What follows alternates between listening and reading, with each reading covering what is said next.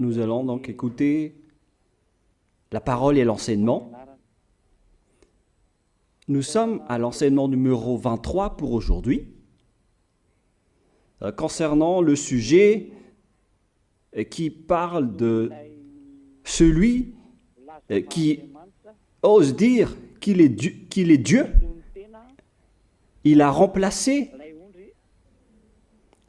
le bouc, le bélier et le taureau,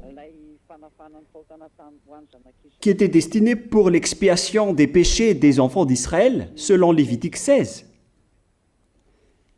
Dans Lévitique 16, nous voyons donc les béliers, les boucs et les taureaux pour l'expiation des péchés des enfants d'Israël, une fois chaque année.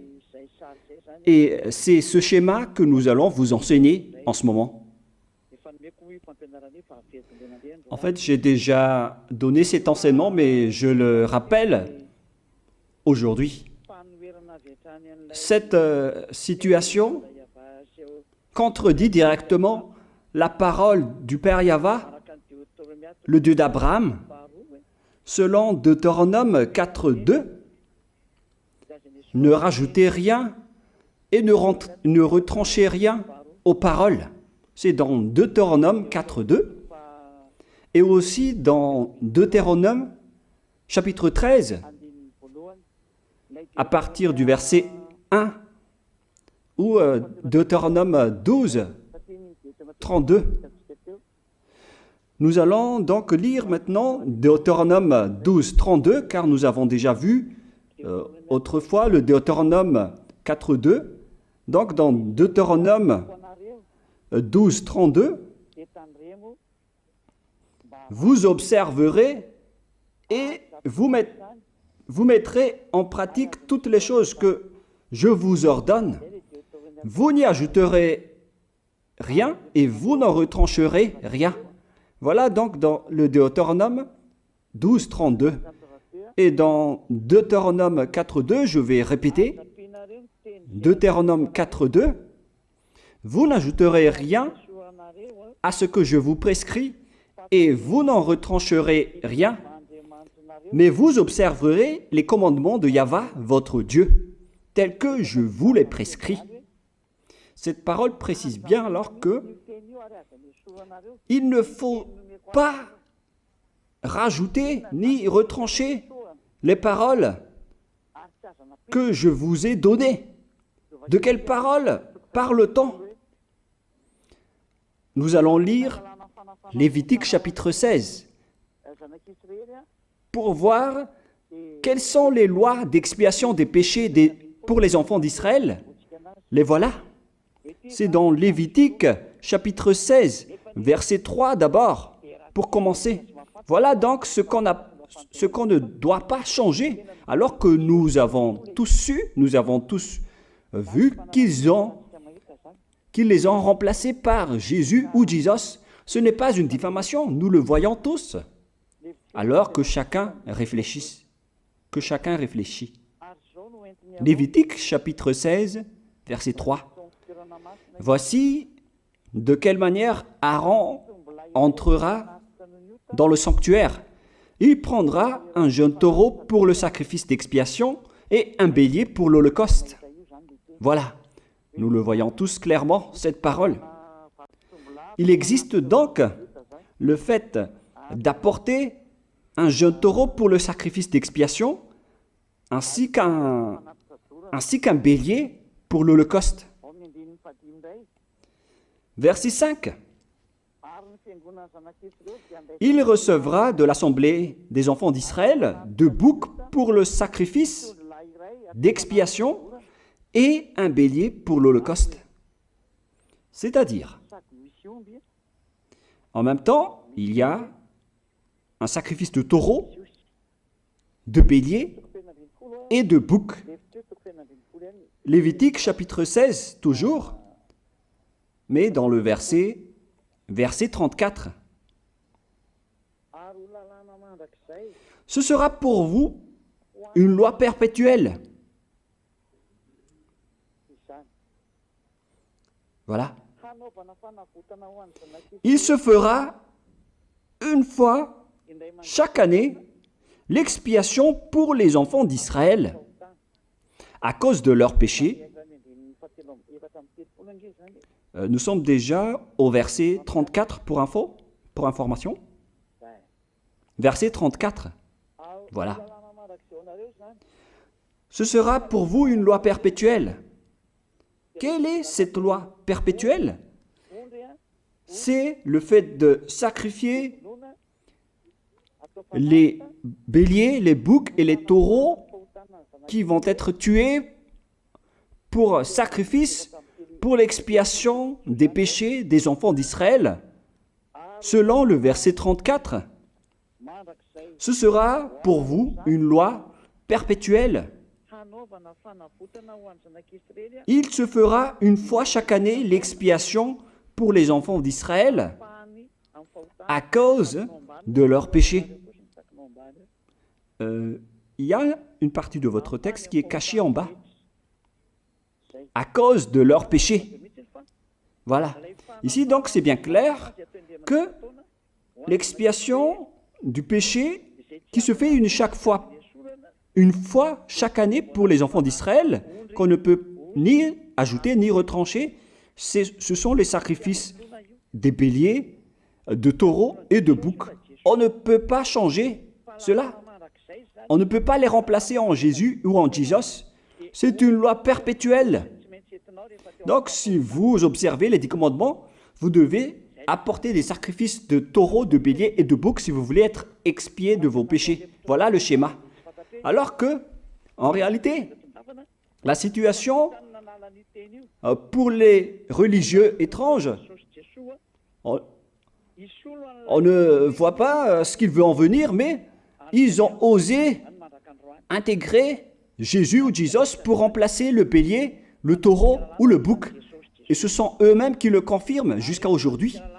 Nous voyons tous donc ici que Jésus ou Jesus n'est qu'un imposteur, un hors-la-loi. Et les hors-la-loi sont des envoyés du diable. Le diable, il a commis le péché depuis le commencement. Ce sont des transgresseurs de la loi. Donc c'est prouvé ici que Jésus est un hors-la-loi. Nous allons lire la parole, poursuivre, dans 1 Jean, chapitre 3. 1 Jean, chapitre 3, à partir du verset 4. Quiconque pêche transgresse la loi, et le péché est la transgression de la loi. Voilà, c'est bien clair que c'est le péché qui est la transgression de la loi. Un pécheur, donc, c'est un transgresseur de la loi. Et un hors-la-loi, c'est un pécheur. C'est clair alors que Jésus ou Jesus, c'est un hors-la-loi, c'est un transgresseur de la loi. Nous avons tous vu ensemble qu'il a pris la place du bélier et il a siégé, il s'est installé dans ce système. C'est pourquoi toutes les églises observent les 10 commandements et ils servent Jésus ou Jesus. Voici l'enseignement. Alors, regardez bien à travers ce texte et cette écriture que je vous donne en ce moment. Et soyez conscients, ça suffit maintenant d'écouter ces faux dieux, c'est déjà trop. Tant pis pour vous si vous allez encore les écouter. Soyez conscients que ce schéma n'est plus correct. Beaucoup de gens me diffament à cause de ce que je fais en ce moment. Ils ne supportent pas la vérité. Mais ça dépend de chacun de vous.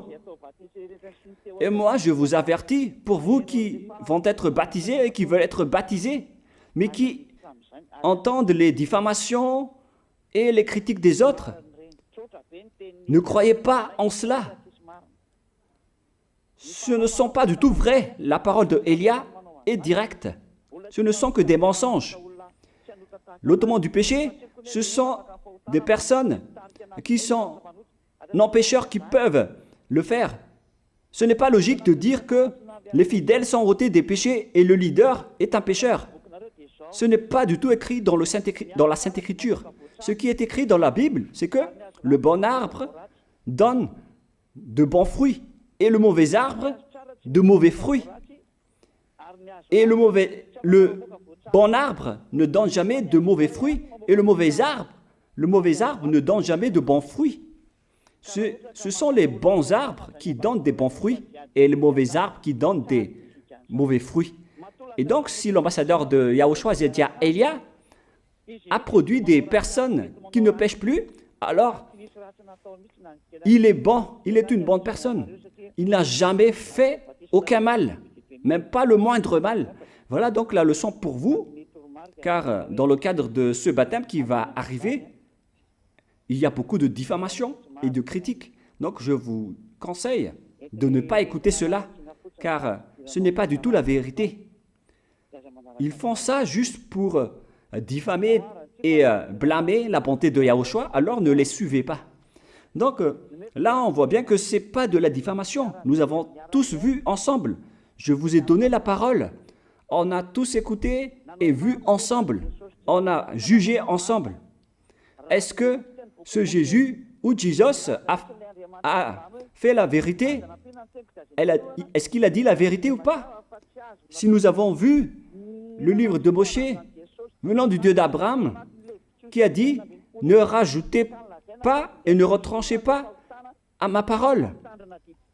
Nous avons vu alors que ils ont remplacé par ce Jésus ou Jésus les sacrifices d'expiation du péché, en disant après que c'est ce dernier qui ôte les péchés. Ce n'est pas du tout vrai. Celui qui peut ôter les péchés selon les 10 commandements, c'est le bélier, ou bien le taureau, ainsi que le bouc. Ce sont ces bêtes qui peuvent ôter les péchés. Quelle est alors la raison pour laquelle les religieux sont entrés dans ce mauvais schéma? Car c'est vraiment un schéma qui transgresse la loi. Car ils ont contré bêtement le livre du Lévitique chapitre 16. Ils l'ont contré bêtement, directement. Et après, ils ont remplacé par leur faux Dieu. Un faux Dieu car c'est directement un hors-la-loi. Il a contredit le Dieu d'Abraham. Nous voyons la preuve ici qu'il a contredit vraiment le Dieu d'Abraham, qu'on appelle par le nom de Yahava et Yahushua son fils. Car ce Dieu d'Abraham, il a bien dit qu'il ne faut ni ajouter ni retrancher à ses paroles. Il faut les observer car ce sont les commandements de Yahva, ton Dieu. Et ces lois qu'on ne doit pas rajouter ni retrancher veut dire qu'il ne faut pas toucher au Lévitique chapitre 16, car c'est ce livre qui ôte les péchés.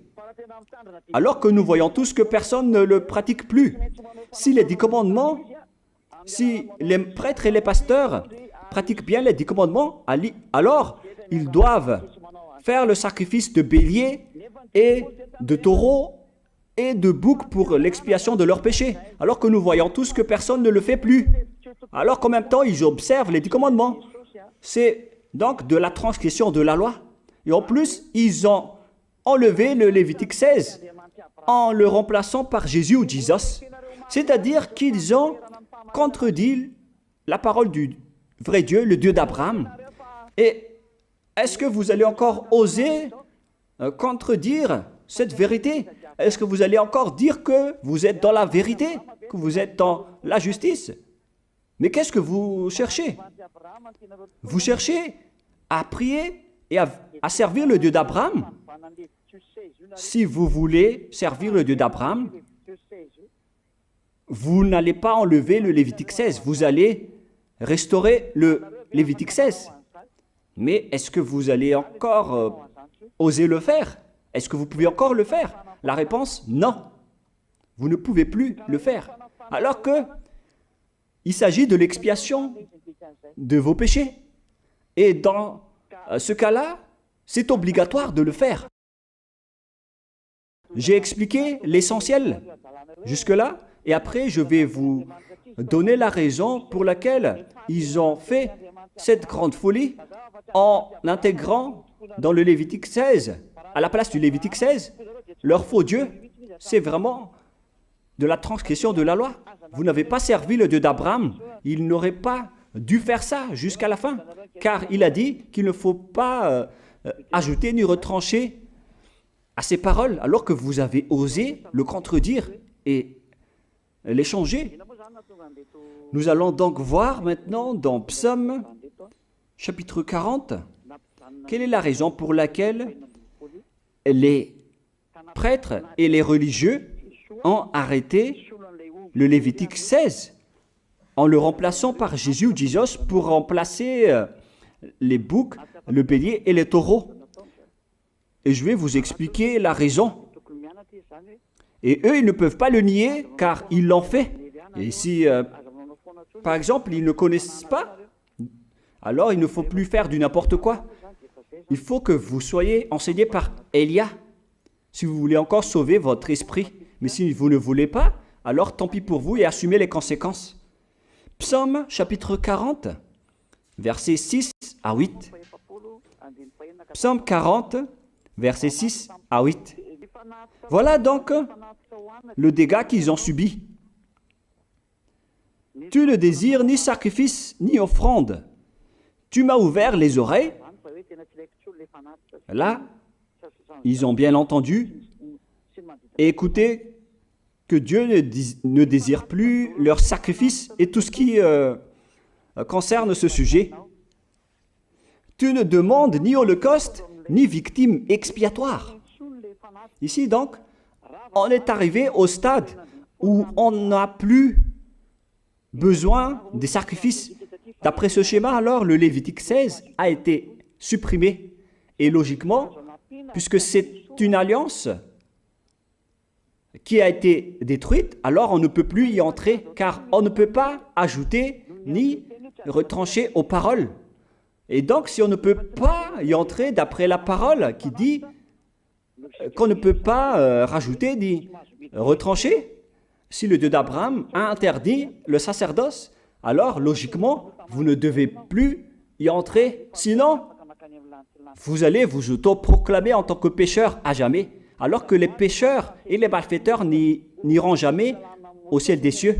C'est clair alors que c'est devenu un sens interdit, les 10 commandements et les lois de Moïse d'après ce schéma, car c'est la relation avec le Père Yahva qui a été détruite, qui a été supprimée, car il n'y a plus d'expiation de péché pour vous.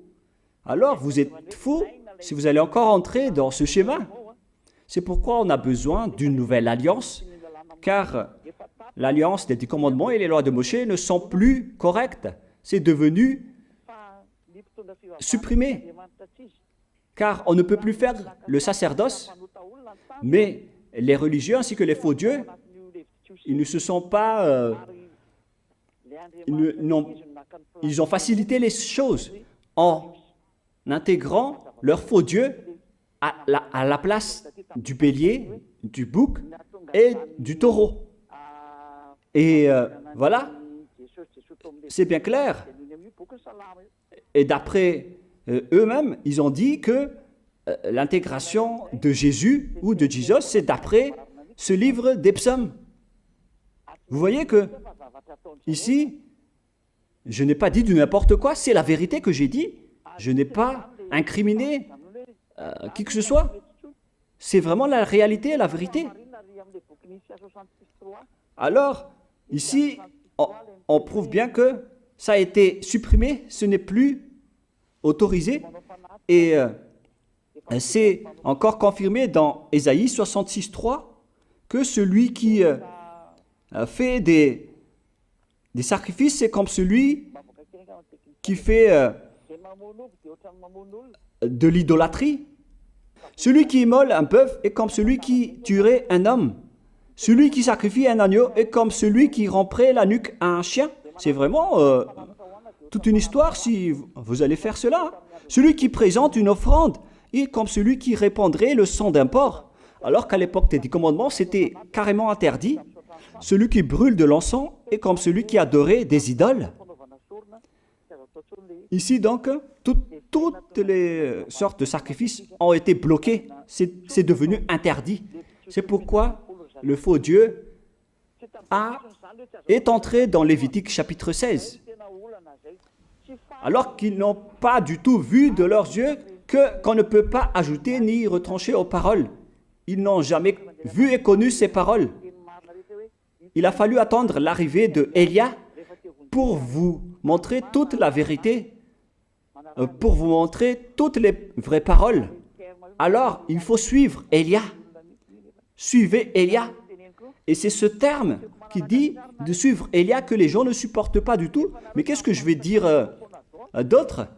Je vais vous dire de suivre qui? Alors que vous êtes tous pécheurs.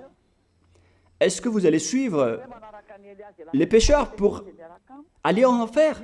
Vaut mieux suivre Élia, car ceux qui l'ont suivi ne pêchent plus. C'est quoi le problème? Si c'est de la jalousie, alors vous n'êtes pas du tout sage. Mais si vous êtes sage, vous devrez être content en m'écoutant. Si vous cherchez ce Dieu d'Abraham, vous devez être très content en dansant à la maison en disant « Merci Élia, voilà ce que j'attendais ». Au lieu de dire des colères et de la haine, moi je vous donne de la parole de l'amour pour vous sauver. Alors sachez bien écouter. Et après, ils ont continué dans 40, verset 7 maintenant. Alors je dis, voici je viens avec le rouleau du livre écrit pour moi. Verset 8, je veux faire ta volonté, mon Dieu, et ta loi est au fond de mon cœur. Et eux, ils ont pris cette parole en disant que nous avons vu ce terme de rouleau du livre. Et directement, ils ont dit que on doit intégrer dans les 10 commandements le Fils du Très-Haut qui s'appelle Yahushua. Ils l'ont intégré dans les 10 commandements. Pour vous qui sont dans le mauvais sens, vous l'appelez Jésus.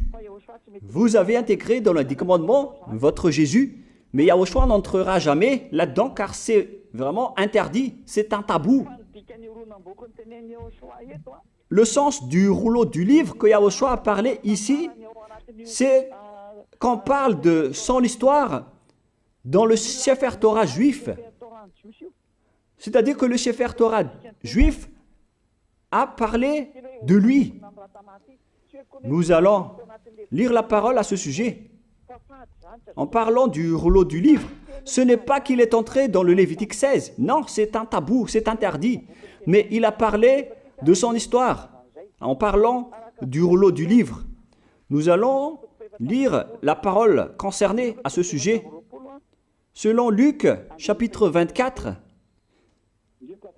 verset 44. Luc 24, 44. Puis il leur dit, « C'est là ce que je vous disais lorsque j'étais encore avec vous,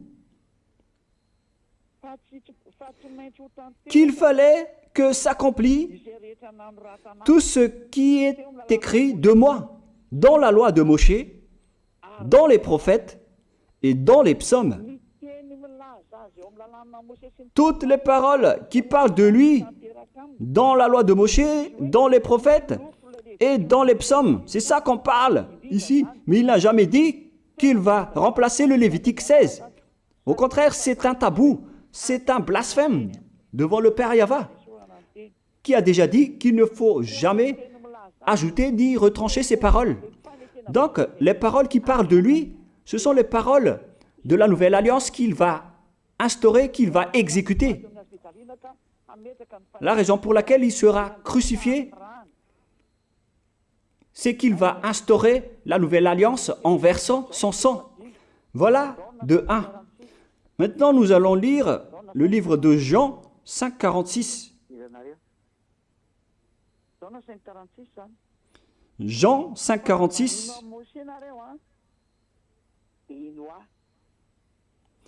Alors, car si vous croyez en Moshe, vous me croiriez aussi, parce qu'il a écrit de moi. Il a écrit à propos de Yahushua. C'est pourquoi on parle du rouleau de livres qui a écrit pour lui. Et Moshe aussi a participé à son histoire en parlant de lui. Mais ce n'est pas que on a supprimé le Lévitique 16 en remplaçant par le Fils du Très-Haut. Non, ce n'est pas du tout cela. Il y a beaucoup de paroles qui a parlé de lui depuis les lois de Moshe, depuis les prophètes et depuis les psaumes. C'est pour ça qu'on parle du rouleau du livre qui a écrit à propos de lui. Mais ce n'est pas que vous allez supprimer le Lévitique 16 en le remplaçant par le Fils du Très-Haut. C'est vraiment une abomination de votre part. Je vous ai donné maintenant l'explication. Il ne faut pas rajouter ni retrancher aux lois de Moshe. C'est une alliance en bonne forme qu'on ne peut pas toucher ni enlever. C'est dans Galates 3,15. Galates 3,15. Une disposition en bonne forme ne doit pas être changée ou transformée. Les lois de Moshe, c'est une alliance en bonne forme qu'on a versé le sang de Zébu en plus. Donc on ne peut ni retrancher ni rajouter. Le pire alors, c'est que vous qui êtes les fidèles de Jésus, vous l'avez intégré dans les lois de Moshe en remplaçant le Lévitique 16. On parle de votre Jésus ou Jesus. Je vous pose la question, est-ce que vous oserez dire que vous n'êtes pas pécheur à ce sujet? Car c'est vraiment de la transgression de la loi de la part de votre faux Dieu. Donc s'il est pécheur, alors logiquement vous êtes aussi pécheur. Et vous-même, vous avez dit que vous êtes pécheur. Voilà ce que vous avez fait. Et vous n'allez jamais être épargné. C'est pourquoi je vous appelle tous maintenant. Soyez baptisés et sauvez votre chemin, c'est-à-dire votre esprit. Sauvez votre esprit car il ira en enfer si vous ne le sauvez pas. Pour vous qui serez baptisés bientôt, l'explication est claire. Alors prenez une décision maintenant. N'écoutez jamais les diffamations qui sont faites par les diables. Ce sont eux qui vous empêchent d'aller vers la vérité. Ne soyez plus des poubelles dans votre conscience. N'acceptez plus cela. Il faut écouter l'envoyé du ciel des cieux, c'est-à-dire moi. Voilà l'explication. Vous avez fait du n'importe quoi avec votre faux Dieu. C'est votre faux Dieu qui a péché au commencement. Et logiquement, donc, vous avez tous aussi transgressé la loi avec lui. Et maintenant, vous êtes tous dans le péché. Et vous vous abritez dans la parole qui dit Dieu n'est pas venu pour appeler les justes, mais les pécheurs, pour se repentir. Le problème, c'est que c'est votre Dieu qui est vraiment un pécheur. Voilà le schéma qui prouve qu'il est pécheur. Donc, je vous souhaite à tous d'être bénis par Yahushua. Prions ensemble. Merci infiniment, Père Yahva, pour cette parole.